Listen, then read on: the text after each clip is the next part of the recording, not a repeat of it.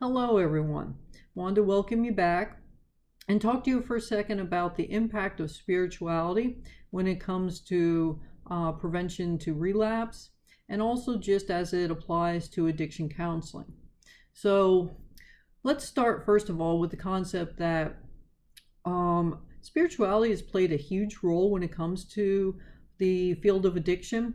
Through the years, it became a big part in the addiction field with the introduction of AA. That actually grew out of the Oxford group, which had a underpinning of spirituality and a focus on Christianity at the time. And a lot of the 12 steps are focused on a belief in God as we understand it, as each individual person in the meetings understands him. So there is a focus of spirituality just in the 12-step programs themselves.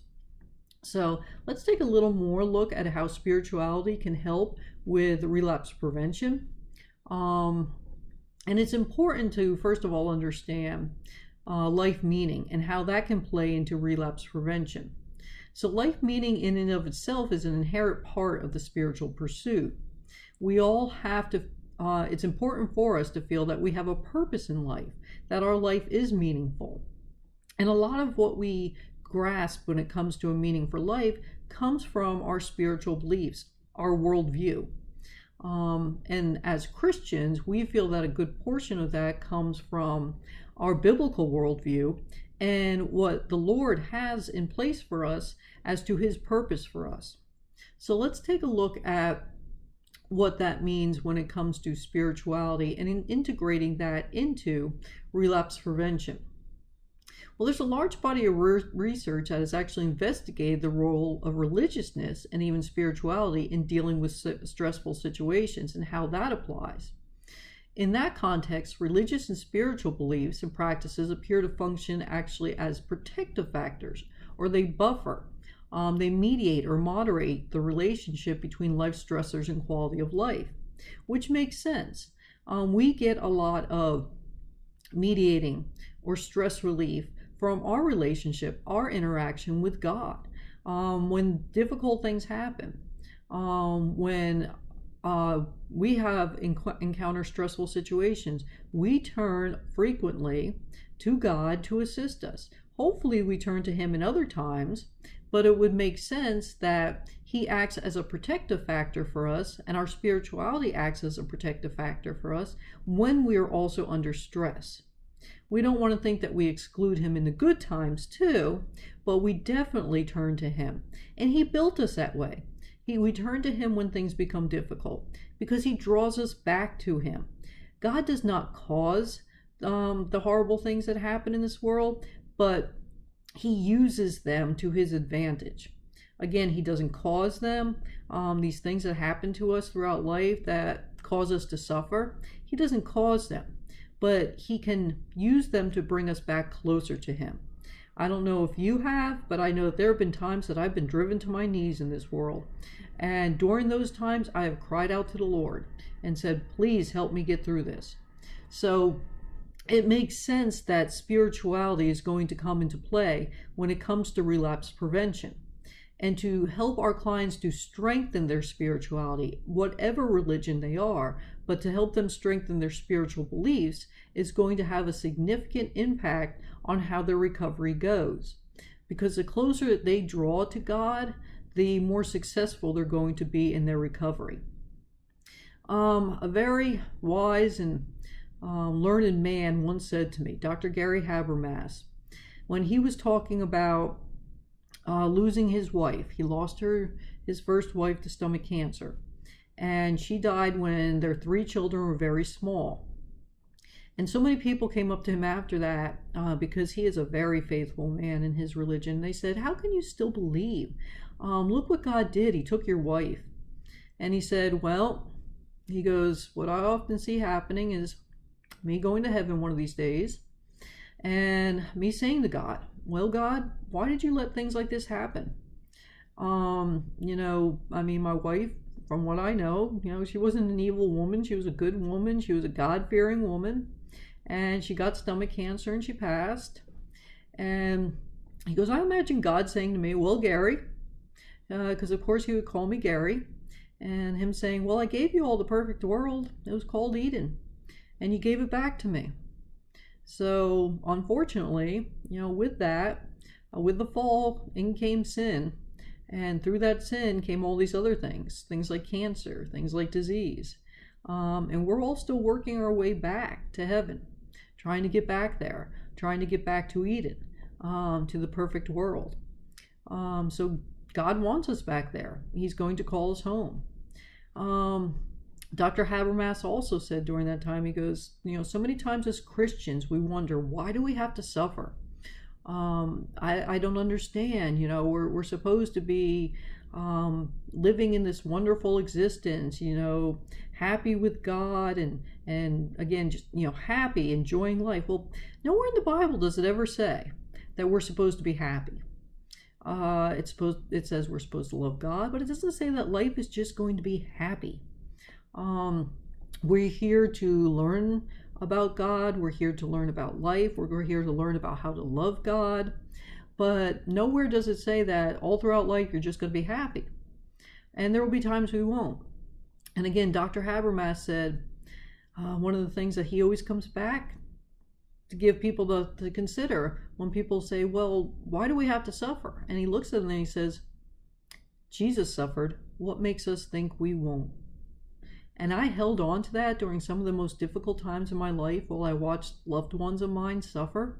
And I just kept saying to myself, Jesus suffered. What makes us think we won't? Because it kept it real for me. If Jesus could go through the suffering that he went through for me, then I know that there will be times that I will suffer in this world. And he suffered so much more than I ever will. And God suffered, giving up his son for us. And we turned our backs on him. We turned our backs on Jesus Christ. We put him to death. But he was still there for us, and he offered us grace. The Lord offers us grace, and Jesus gave it to us through his death. He reached out to us. So truly, the spiritual aspect of recovery and relapse prevention is going to be so essential because there's going to be suffering involved. And through that suffering, it can help us and help our clients draw closer to the God who made them. It will help them become more resilient. And that resiliency will help them to become stronger in life. These are things that are so important, and they are going to be important aspects for us to point out to our clients. That the reason for suffering may not always be clear to us, but it's going to help them to become stronger. And again, God does not cause our suffering. We cause it. The world causes it. Things that have gone wrong since the fall cause it. But he will use that to draw us back closer to him. And that's where we need to go, is closer to our God, the God who made us, the God who wants us closer to him. Each and every time that I've had a time in my life when I've suffered enormously, it has always brought me back closer to the Lord. And I can see his footsteps and his guidance in everything that has gone on in my life, just to bring me back closer to him. When I started to stray or move away from him, or was too busy, had other things going on, wasn't as focused on him as I needed to be, he brought me back closer to him. And sometimes it's these things that we have to work through. So relapse can even afford you an opportunity to work with your clients on them moving back closer to God, because it's suffering. Relapse is suffering. It's difficult. I was having a conversation with a friend of mine about that today, about an individual he knows that keeps relapsing on opiates. And he goes through recovery from them. He goes off of them and detoxes from them. And the detox is quite painful. It's almost like having the worst flu you'll ever have. So he goes through that pain and then goes back to using. And that suffering is there to remind him to not do it again, first of all, but also to try to draw him closer to the Lord. And right now, he seems to be missing the message. I pray for him, and I pray that he hears it and that it brings him closer to God. But as of right now, all I can keep doing is praying for him. But you can use these opportunities. And again, if you're working in a secular setting, you may not always be able to speak of God, but you can help your client to input spiritual aspects of recovery into their relapse prevention plans. Help them to understand the meaning of suffering and why we suffer. Have them look at it more as not really a positive thing, but something that they have to go through in order to get to the better area of life, to get to where they need to go to. So they're moving through the desert to get to where they need to be, where they want to be. This is just a momentary time in their life. It's not where they will stay forever if they keep moving forward. So remind them of that it's forward progress. They just have to keep putting one foot in front of the other and moving forward.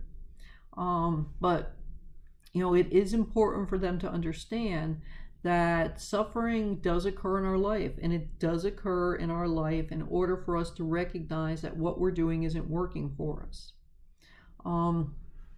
So I encourage you to keep working with your clients and helping them to understand the meaning of suffering, but how it can be a spiritual awakening in their life. And as I've already stated, some of you won't be able to talk about the God of the Bible with them because of the secular settings that you're in, but you can help them to see the suffering from a spiritual dimension. And mindfulness can actually assist you with this. Even motivational interviewing techniques can help you to assist with this with your clients, but help them to see that the suffering doesn't have to be forever.